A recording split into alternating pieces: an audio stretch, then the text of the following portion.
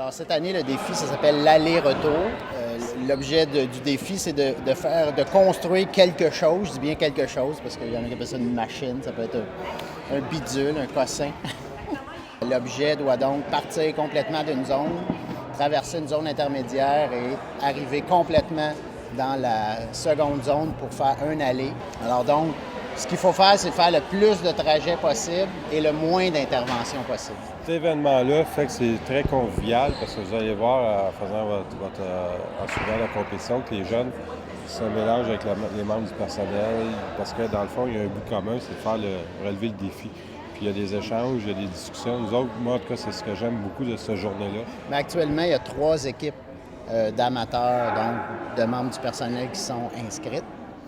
Et on a 12 équipes de professionnels, donc d'étudiants, 4 équipes du campus Longueuil et 8 équipes de l'ENA. Alors, le travail d'arbitre ne sera pas très difficile, c'est juste de surveiller si la machine passe les 2 lignes, puis on compte le nombre d'allers-retours. La difficulté du défi cette année, c'était justement de faire des allers-retours autonomes.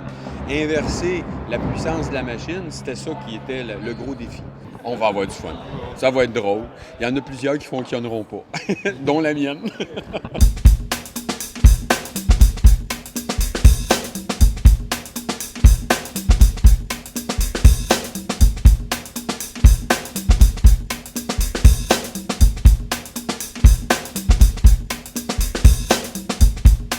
Je suis quand même très satisfait. Je ne m'attendais pas à avoir un résultat aussi bon que ça.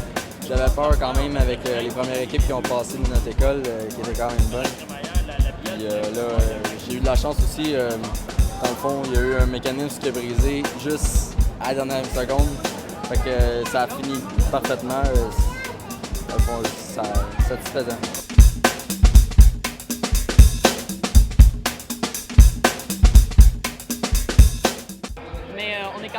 On aurait aimé faire plus de points. On a eu plein de petits problèmes qui nous ont nuit. Puis là, on sait quoi améliorer. Fait qu'on pourra avoir un score presque 2 fois supérieur si on va à Québec. Donc, on a plusieurs éléments là, qu'on a vus qui n'ont pas fonctionné aujourd'hui. Dans le fond, on va vraiment travailler là-dessus pour l'améliorer pour la finale. Alors, le prix du défi pour l'École nationale d'aérotechnique, c'est, sans surprise, Jean-François Aumain. Et pour Longueuil, Stéphanie Lantier-Labonté, Pierre-Alexandre Goyette et Xavier Brassard-Poitier.